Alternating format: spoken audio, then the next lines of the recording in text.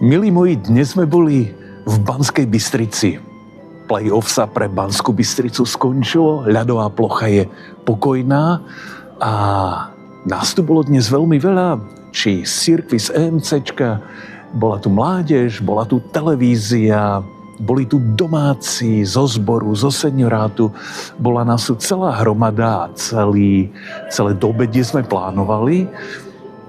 A pomaličky sa rozchádzame, ja tu stojím na tejto ľadovej ploche, z ktorej sála chlad, ale verím, že 12., 13., 14., či mládež, či my všetci zaplníme túto plochu teplom svojich srdc a výrazom svojej viery. Zaujímajte sa, určite príďte a veľmi sa tešíme na naše stretnutie v Banskej Bystrici.